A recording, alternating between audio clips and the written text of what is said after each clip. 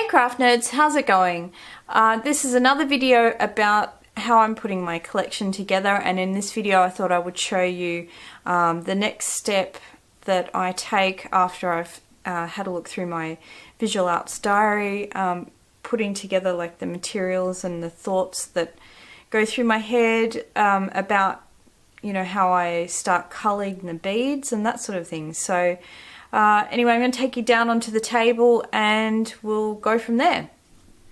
I thought I'd show you guys the next part that I would normally do when I'm putting together a collection. I showed you guys what I put together in the visual design diary or art diary, how I put my sketches together and start getting ideas flowing and that sort of thing.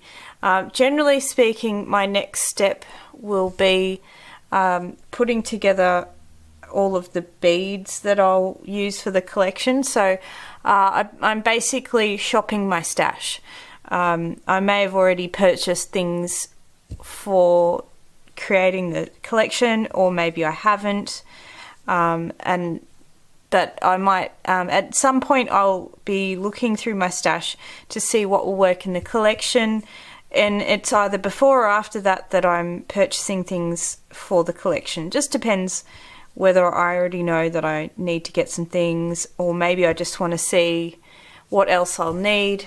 A lot of times I have to go back and get, you know, one or two things depending on a piece that I'm creating, because sometimes as much as you try and plan, you may find the piece goes in a different direction and you need something else, or just for whatever reason there's little bits here and there that you might need to grab. So I'm just going to sort of spread out a lot of the stuff. You've seen a lot of this already, you know, so I start like looking at all the stuff that I got. That will be everything from beads through to, like, I've got ribbons and stuff here. So I would go through all of my materials. Depends what I want to make. If I know I want to use ribbon, which I do in this collection because I want to use it in maybe the chokers and things, so I'll go through those. Maybe it's pieces of lace applique that I'm using. You know, I've got all my different components. I've got the chain that I'm using, and I just gather them all together, you know, and I get just like a container, you know, like this, and I start piling all the stuff into it. I'll go through my seed bead collection and pull the colours that are going to go with the collection. Sometimes, like when I start out, I usually pull a lot more stuff than I'll end up using, and that's a good thing to do, really, because, you know, you don't know at that point which things you'll need. Usually you'll start defining that as you start going along. Maybe even colour wise, there may be certain colours that I'm thinking I might put in there, and I'll pull those. But as I start creating a few pieces, usually what I've pulled out, it gets quite culled down. You know, so for example, right now I've pulled like silver hematite colour and this silver lined grey, but I might decide to get even more specific, and silver lined grey might just not fit in with, you know, the overall aesthetic of the look, and so I pull that. I decide I want just, you know, the more opaque metallics. That's just how I think of these, because essentially silver line's like a clear bead with the silver in the middle. So maybe I don't want that, maybe I just want metallics in there. And, you know, once you've created a few pieces, you start to really realize the direction it's going in. and there might be things that I even bought with this collection in mind that I decide, no, they're not suitable for how this is going. I'll keep those for something in the future. So that's what I like to do, you know, and you know, you don't have to buy things for a collection. You could literally just shop your stash, as you can see with all the stuff I've got here. And then, you know, I've got some Swarovski. I don't mind using these like stackable containers sometimes for crystals. So I've got some Siam ruby ones and like hematite mainly, and I think also some Siam ruby in the bottom there. So, you know, I'll pull those. I am going to use some tubing in there, so I pulled that out. This is a good example of something I'm really not sure if I'll use in there. It's a very rich red. It's an unusual size bead, I guess, in that it's a size 8 Delica. So I don't know if I'll use that yet.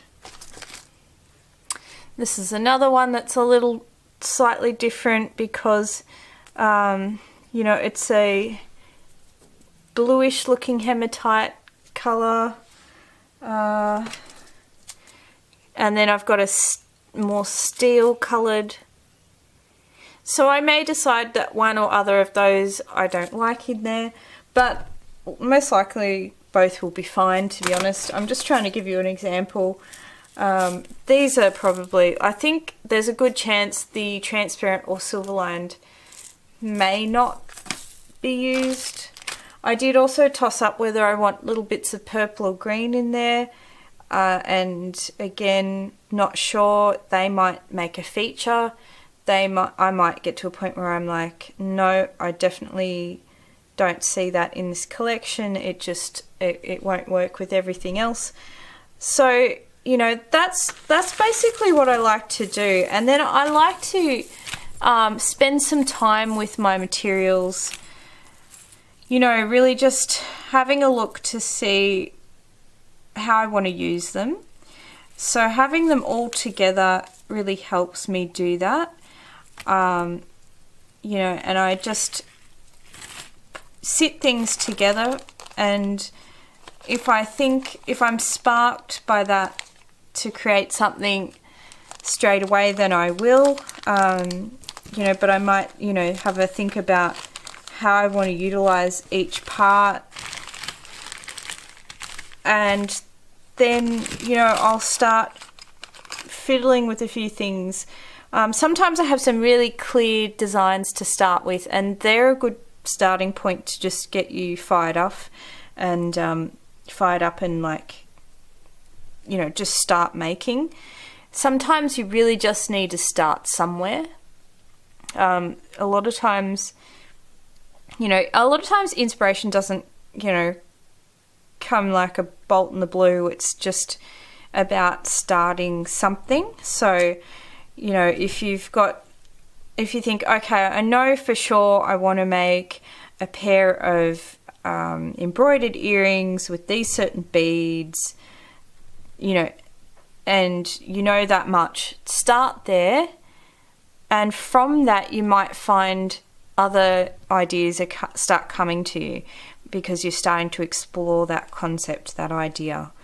And, you know, if you're challenging yourself by having these minimal beads. So, you know, if you've decided that your collection is these certain elements, and you need to think of a creative way to put them together, sometimes that is alone what will start sparking off your ideas, because you are having to think about how you could possibly put these things together. There might be beads that you don't use all the time as well, so there's a bit of a challenge involved in how to put that together.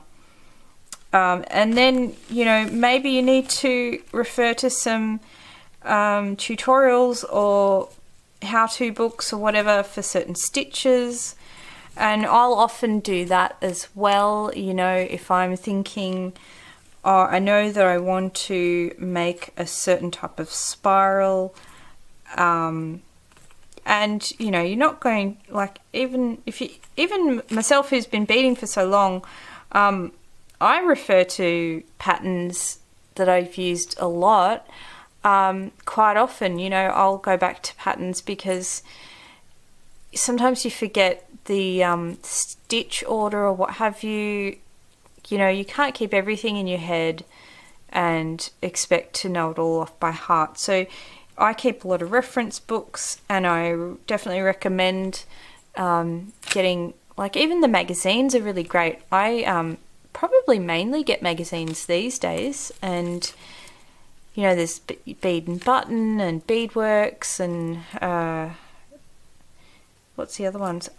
There's a few Australian ones. I don't even think they're around anymore. Creative Beading. All sorts of different books that you can refer to. Just depends what you're wanting to do. I could do a video on some of my favourite books. Definitely as well.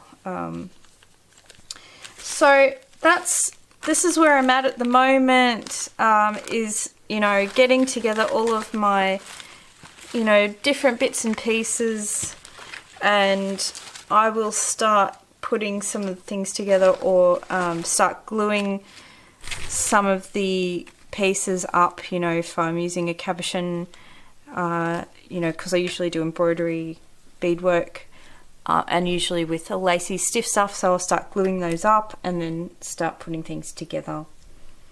And hopefully I can start showing you guys a bit of the progress of that and how some of the ideas are developing and that sort of thing. So stay tuned for more. So I hope you guys got something out of that and found that interesting. Maybe you've even had a look at my store on Etsy or purchased from me in the past and just wondered, you know, how I put things together. Maybe you make things yourself and you're just sort of interested in other people's creative process and how they put, you know, a collection together, or anything at all, I guess, together, just to help yourself when it comes to, you know, thinking through designs and getting the creative juices flowing and that sort of thing. Anyway, if you haven't already, make sure you do hit that subscribe button. There's always plenty of creative things coming your way from this channel. It's all about living a creative life in any way, shape or form. So if you're interested in anything creative, this is the place for you. And, you know, hopefully I'll have a little bit more to show you as the collection progresses. It does take quite a while for collections, like beadwork collections, to be put together. I'm sure you can appreciate that, just because of just how long it takes to bead anything, really. So I'm working diligently on it, and I'm hoping that I'll be able to show it with you, like share it with you guys soon, because I know you've all been watching like the videos of like the beads that I've bought for it and that sort of thing. So I am really hoping to get that out very soon. Anyway, thanks again for tuning in, and we'll see you next time. Bye, craft nerds.